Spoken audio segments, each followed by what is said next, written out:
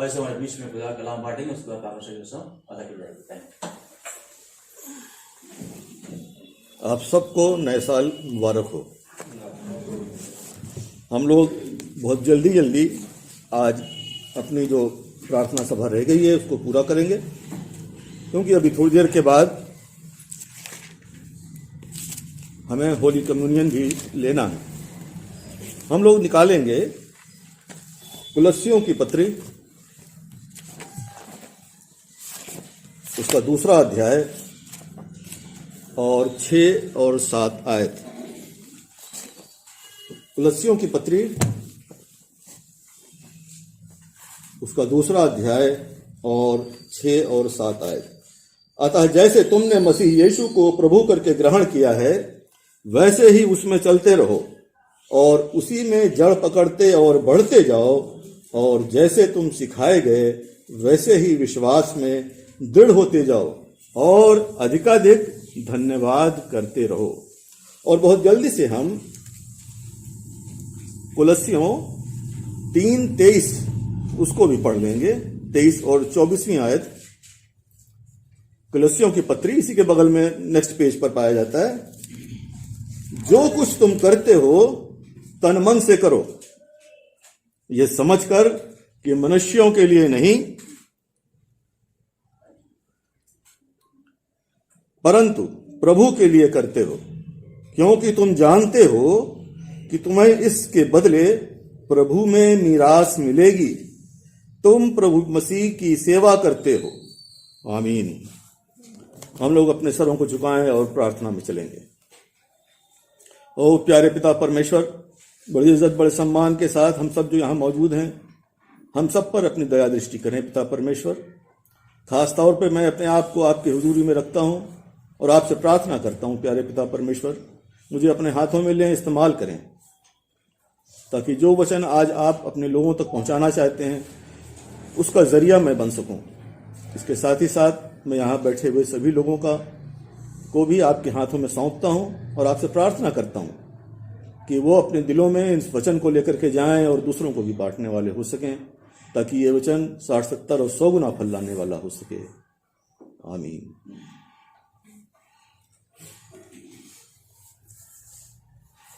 कुलस्सियों की पत्री 2 अध्याय और 6 आयत में यूं लिखा हुआ है, जैसे तुमने मसीह यीशु को प्रभु करके ग्रहण कर लिया है।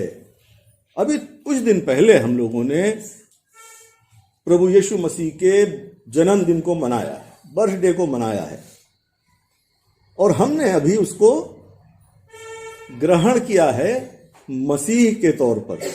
मसीह के तौर पर का मतलब यह है कि मसीह इस संसार में आया हमारे पापों की क्षमा के लिए।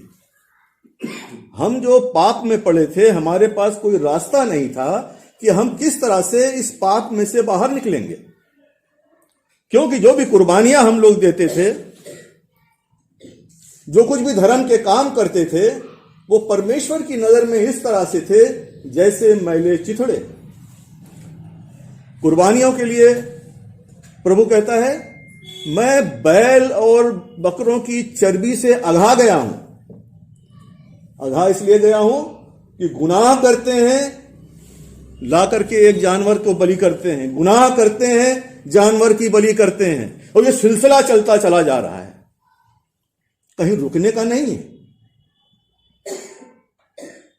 और इसीलिए प्रभु ने एक योजना बनाई और अपने बेटे को इस संसार में भेजा, एक मसाया को भेजा कि जो कि हमारे पापों के लिए अपनी जान दे, और एक मुकम्मल कुर्बानी। मुकम्मल कुर्बानी का मतलब एक पूरी कुर्बानी, उस पूरी कुर्बानी को वो अंजाम दे अपनी जिंदगी दे करके, ताकि हमारे लिए परमेश्वर से मिलाप का रास्ता खुल जाए। मसीह इसलिए संसार में आया कि वो इस संसार में आकर के हमारे गुनाहों के लिए अपनी जान दे। बहुत से लोग अजीजों ऐसे हैं, और हमारे मसीहों में भी ऐसे हैं, जो कि इस बात को तो मानते हैं कि मसीह इस संसार में हमारे गुनाहों की माफी के लिए आया, उसने अपनी जान दी, जीवित भी हो गया, लेकिन एक बात कहीं ना कहीं उनको खटकती है और उस बात को वो पूरा नहीं मानते जो कि इसमें लिखा गया है। अतः जैसे तुमने मसीह यीशु को प्रभु करके ग्रहण कर लिया है, मतलब वो परमेश्वर है, इसको ग्रहण कर लिया है। कुर्बानी तो हमारे यहां बहुत से लोग देते हैं, अपने देश की रक्षा के लिए सैनिक अपनी कुर्बानी देते हैं, बहुत से लोग कुर्बानियां देते हैं अपने रिश्तेदारों के लिए, अपने बच्चों के लिए, अपने मां बाप के लिए, अपने भाई बहन के लिए, अपने समाज के लिए। कुर्बानी तो बहुत सी होती है, लेकिन उस कुर्बान करने वाले को, उस कुर्बानी देने वाले को प्रभु करके ग्रहण नहीं किया जाता है। लेकिन हमारे इस मसाया को क्या लिखा हुआ है इसमें, कुलस्सियों की पत्री में, अतः जैसे तुमने मसीह यीशु को प्रभु करके ग्रहण कर लिया है, मतलब वो प्रभु है, इस बात को ग्रहण कर लिया। खाली इस बात को ग्रहण नहीं करना है कि उसने हमारे लिए अपनी जान दी, बल्कि इस बात को ग्रहण करना है कि प्रभु है वो। यूहन्ना 3:16, परमेश्वर ने जगत से ऐसा प्रेम किया कि उसने अपना इकलौता पुत्र दे दिया, ताकि जो कोई उस पर विश्वास करे नाश ना हो परंतु अनंत जीवन पाए। वो भी प्रभु है। हम ट्राइनिटी में विश्वास रखते हैं, हम त्रिएक प्रभु को मानते हैं, पिता, पुत्र और पवित्र आत्मा।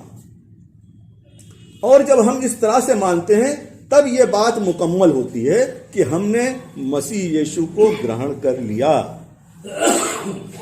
जब हम मसीह को ग्रहण करते हैं, जब मसीह का हमसे इनकाउंटर होता है, जब हमारी मसीह से मुलाकात होती है, तो कैसे होता है, क्या होता है? जैसे पौलुस को दमिश्क के रास्ते पे मसीह ने पकड़ा, ए साउल तू मुझे क्यों सताता है? प्रभु यीशु ने उसको जाके पकड़ा। आज हमारे और आपके बीच भी हम सबको भी परमेश्वर पकड़ता है, आवाज देता है, तरह तरह के हमारे लिए काम करता है। कैसे? जब मसीह इस संसार में था तो उसका बहुत से लोगों से वार्तालाप हुआ, बहुत से लोगों से उसका आमना सामना हुआ।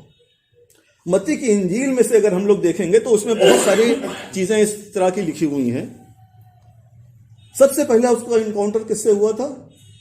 जब वो पवित्र आत्मा से भर करके अपने काम के लिए निकलने वाला था, काम के लिए निकल रहा था, तो सबसे पहले उसका सामना किससे हुआ? शैतान से हुआ। सबसे पहला सामना यीशु का शैतान से हुआ था। और वहां से विजयी होकर के जब वो आगे बढ़ा तो वो संसार के लोगों से उसने वार्तालाप किया, संसार के लोगों से उसने बातचीत की, और बातचीत करके उसने संसार के लोगों को बड़ी राहत दी। सबसे पहले शैतान से मिलने के बाद उसने क्या किया? अपने चेलों को चुना। अपना जाल वहीं छोड़ दो, मैं तुम्हें मनुष्य पकड़ने वाला मछुआरा बनाऊंगा। वो अपने चेलों से कहता है, जाल छोड़ दो, आ जाओ प्रभु में, मेरे पीछे हो लो, ताकि मैं तुम्हें मनुष्य पकड़ने वाला मछुआरा बना सकूं। उसने बनाया तमाम कोढ़ियों को।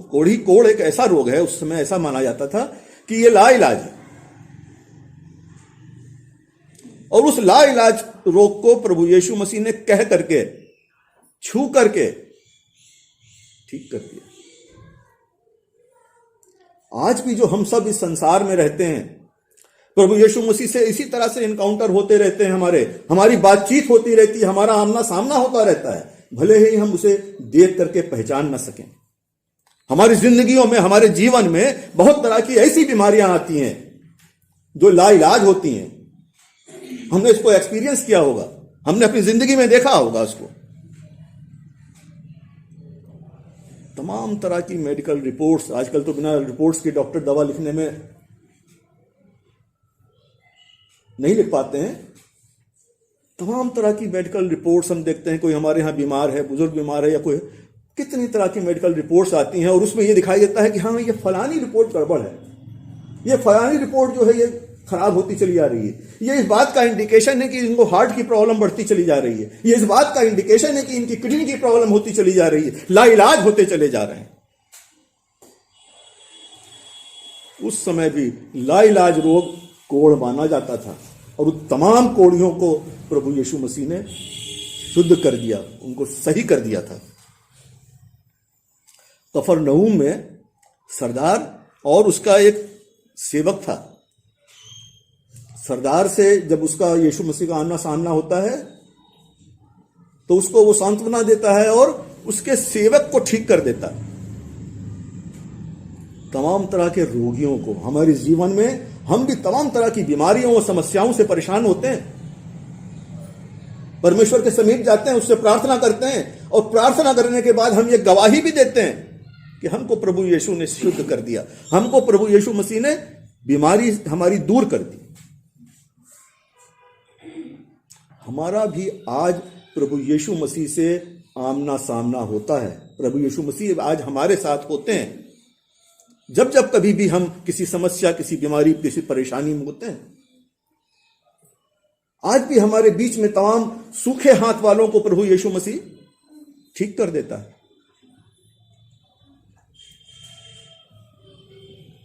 बहुत बार हमारे घरों में पार्टीज, फंक्शन और तमाम तरह की इस तरह की चीजें होती हैं, या अचानक से कभी ऐसा होता है कि कोई मेहमान अनएक्सपेक्टेड चला आता है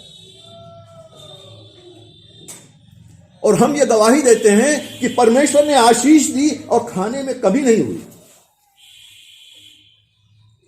बुलाए गए लोगों से ज्यादा पहुंच जाते हैं।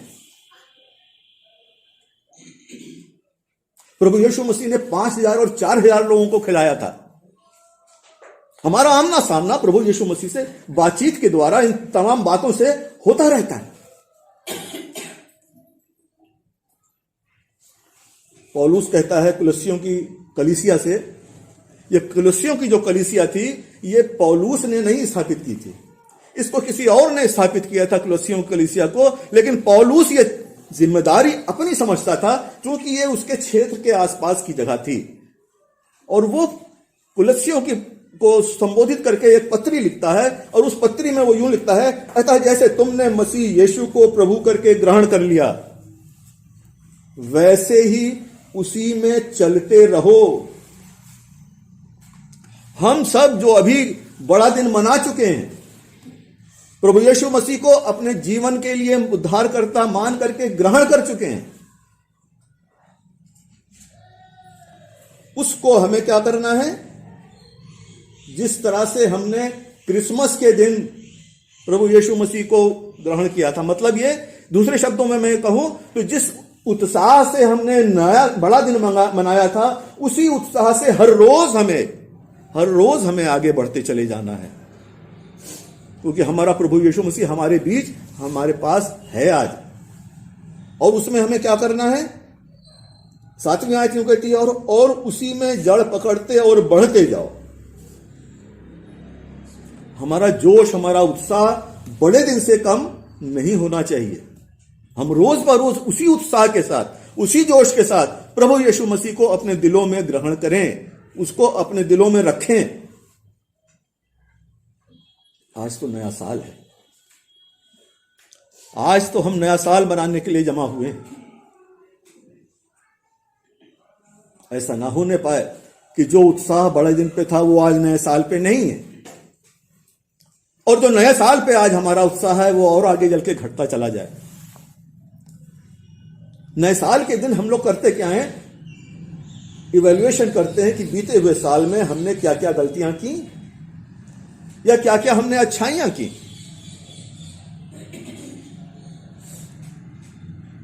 जहां तक मैं समझता हूं कि हमें इस बात को इवैल्यूएट नहीं करना चाहिए कि हमने बीते हुए समय में क्या क्या अच्छाइयां की, क्या क्या हमने बड़े बड़े काम कर दिए। बड़े बड़े काम, बाइबल बताती है कि हमारे धर्म के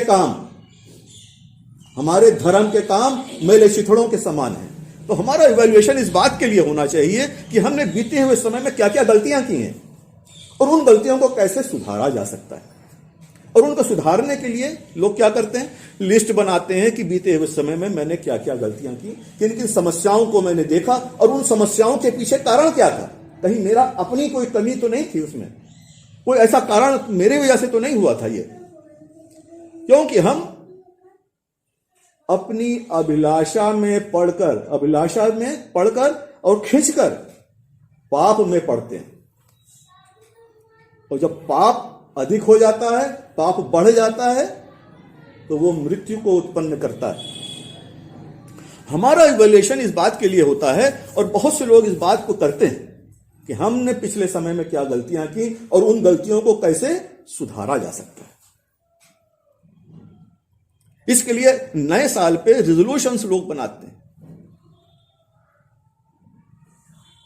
अब से मैं गुस्सा नहीं करूंगा, अब मुझे क्रोध नहीं आएगा, अब मैं किसी से झगड़ा नहीं करूंगा, अब मैं किसी की बात का इस तरह से बुरा नहीं मानूंगा कि हां, आगे आप लोग खुद समझदार हैं, हमारी बात को पूरा कर लें अपने मन में।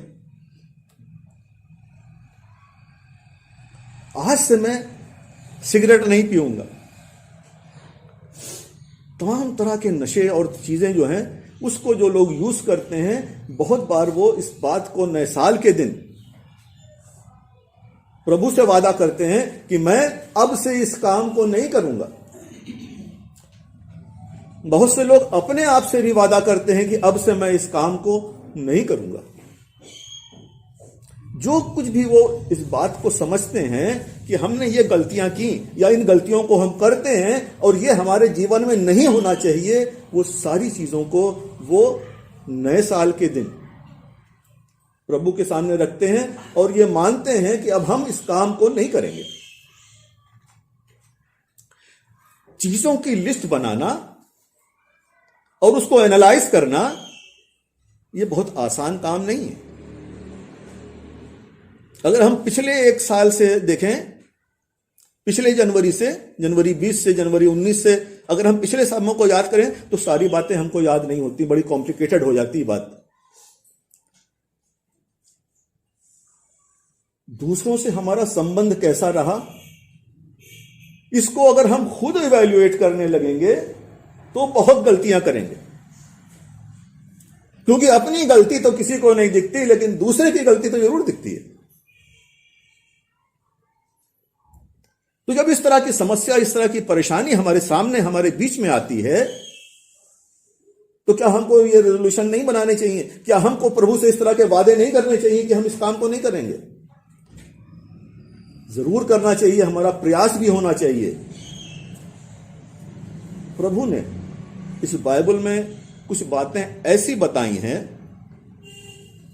जिनके ऊपर चल करके हम ये जो तमाम तरह के इवैल्यूएशन हमको करने, तमाम तरह की जो हमको एनालाइज करना है अपने बीते हुए समय को, बीती हुई जिंदगी को, उसको करने की जरूरत नहीं पड़ेगी, उसको आपको करना नहीं पड़ेगा।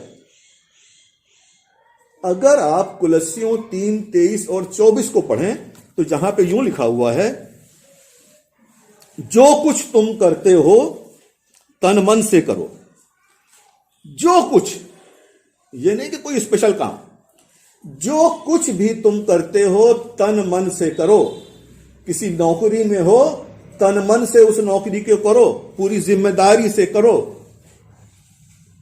तुम्हारा मन और तन दोनों उस नौकरी में लगा होना चाहिए। कोई बिजनेस करते हो तो तुम्हारा बिजनेस में पूरा तन और मन लगा होना चाहिए। बहुत बार मैंने ऐसे दुकानदारों को देखा है, तो जब कस्टमर उनके दुकान पे जाता है तो वो इतने प्रसन्न होकर के, इतने हलीम होकर के उससे बात करते हैं। सामान आदमी वहां से भले ही उसको ना पसंद आए, लेकिन उस दुकानदार की नम्रता को देख करके हमारा मन बड़ा प्रफुल्लित हो जाता है, बड़ा हमको अच्छा लगता है। ये कितना अच्छा इंसान है ये। अगर हम स्टूडेंट हैं, अगर हम पढ़ने वाले हैं, तो हम इस तरह से पढ़ाई करें, इस तरह से पढ़ाई करें कि हम अव्वल रहें। अव्वल का मतलब क्या? अव्वल का मतलब सबसे ऊपर। तो अगर 8-10 लोग हैं ऐसे जो तन मन लगा करके पढ़ाई करते हैं बच्चे, तो क्या सबके सब अव्वल हो सकते हैं? टीचर जी कुछ कह रही है कुछ बोली है? हो सकते हैं? नहीं हो सकते। हो सकते हैं। अरे 100 में 100 सब बच्चों को मिल जाए तो क्या हो नहीं सकते? सब अव्वल हो गए। अगर बच्चे पढ़ाई करते हैं तो तन मन लगा के पढ़ाई करें। मां बाप अगर अपने बच्चों की देखभाल करते हैं तो तन मन लगा करके देखभाल करें। टीवी सीरियल में बिजी होकर के अपने बच्चों को छोड़ न दें। अपनी जिम्मेदारी को ठीक से निभाएं। जो कुछ तुम करते हो उसको तन मन लगा करके करो। अगर घर में बहू है तो बहू अपनी जिम्मेदारियों का जो उसको काम मिला है उसको वो तन मन लगा के करे। पति को अपनी पत्नी के लिए जो जिम्मेदारियां हैं उसको वो तन मन लगा के पूरा करे। इसी तरह से पति की जो जिम्मेदारी है वो दोनों एक दूसरे के प्रति तन मन लगा करके उसे पूरा करें। आपकी जो जिम्मेदारी अपने परिवार के लिए है उसको तन मन लगा के पूरा करें। आपकी संस्था के लिए, जिस जहां पे आप काम करते हैं, आप जिस समाज में रहते हैं, उन सब चीजों के लिए जो आपकी जिम्मेदारी है उसको तन मन लगा के पूरा करें। क्यों ऐसा क्यों कहता है? पर बाइबल कहती है 23वें आयत से यूं लिखा हुआ है, जो कुछ तुम करते हो तन मन से करो। यह समझकर, आगे की बात क्लियर की उसने कि यह ऐसा क्यों कह रहा है, यह समझकर कि मनुष्यों के लिए नहीं परंतु प्रभु के लिए करते हो। क्योंकि ये तुम समझ के करो कि तुम ये काम अपनी पत्नी के लिए नहीं कर रहे हो, तुम अपने पति के लिए नहीं कर रहे हो, तुम अपने दुकानदार के लिए, अपने मालिक के लिए नहीं कर रहे हो, तुम अपने ऑफिसर के लिए नहीं कर रहे हो, तुम अपने समाज के लिए नहीं कर रहे हो, बल्कि इसलिए कर रहे हो कि ये काम तुम प्रभु के लिए कर रहे हो। जब इस भावना के साथ हम काम करते हैं, जब इस भावना को हम अपने दिल में रखते हैं और इस बात को लेकर के जब हम आगे चलते हैं, अपने जीवन में अगर इसको उतार लेते हैं कि जो भी जिम्मेदारी हमें दी गई है उस जिम्मेदारी को हम पूरी तरह से निभाएंगे, तो हमको फिर अगले साल अपने जिंदगी को इवैल्यूएट करने की जरूरत नहीं पड़ेगी। अपनी बीती हुई गलतियों को दोहराने की, देखने की जरूरत नहीं पड़ेगी। क्योंकि जब हम अपनी जिम्मेदारियों को ठीक से निभाते हैं तो गलतियां फिर हम नहीं करते। हमको अपनी गलतियों को सही करने के लिए बस एक काम करना है कि जो भी काम हम करते हैं, जो भी काम हम करते हैं उसको इस तरह से करें कि हम वो काम प्रभु के लिए कर रहे हैं।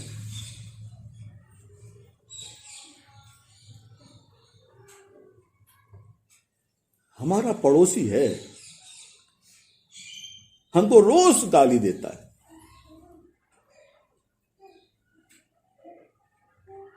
कैसे संभव है कि हम पड़ोसी धर्म को ठीक से निभाएं? कैसे संभव है? क्या यह संभव है कि वो व्यक्ति जो हमको रोज गाली देता है, जरूरत पड़ने पर हम पड़ोसी धर्म निभा सकें? हो सकता है।